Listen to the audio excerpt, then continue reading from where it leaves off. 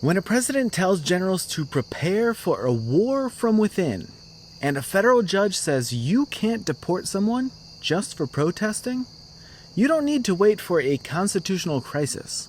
You're watching a live stress test of the Constitution. At a rare gathering of hundreds of military leaders at Marine Corps Base Quantico, President Trump urged the military to use U.S. cities as training grounds, framing the moment as a response to an invasion from within. His defense secretary, Pete Hegseth, told senior officers to resign if they opposed his agenda, announced the rollback of DEI policies, and declared that combat roles will now use gender-neutral, male-level fitness standards, acknowledging that some jobs may end up all male if applicants can't meet them. This wasn't a training exercise. This is not a drill. It was a political message delivered directly to the armed forces, and it raises real constitutional alarms.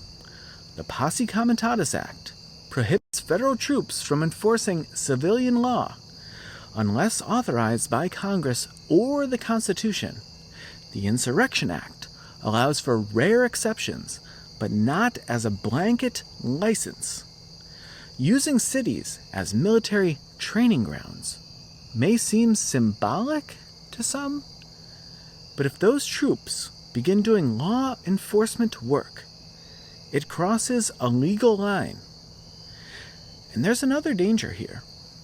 Gathering top generals in a partisan-coded setting blurs the line between civilian oversight and political pressure.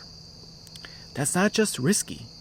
It cuts against the very norms George Washington set at Newburgh in 1783, when he calmed a potential military rebellion by reminding officers that the military serves the people, not the passions of any single man.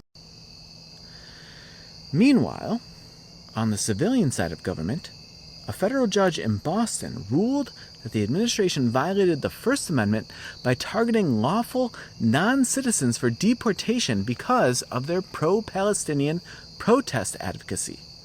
The court reaffirmed even immigrants here legally have the right to speak freely, and protest is not a punishable offense. So here we are. One branch floats the use of troops in American cities. Another defends the right to dissent. For now. And in the middle stands the question: do we still honor the constitutional lines that keep this republic from tipping? Alexander Hamilton warned that our president is not a king. In Federalist 69, he wrote that a commander-in-chief's power is much inferior to a monarch's. It is bound by law and restricted by Congress and subject to limits. And when Chief Justice John Marshall presided over the treason trial of Aaron Burr, he ruled that rhetoric alone is not enough to convict someone of betraying the nation. You need an overt act and 2 witnesses. That's not politics. That's the Constitution.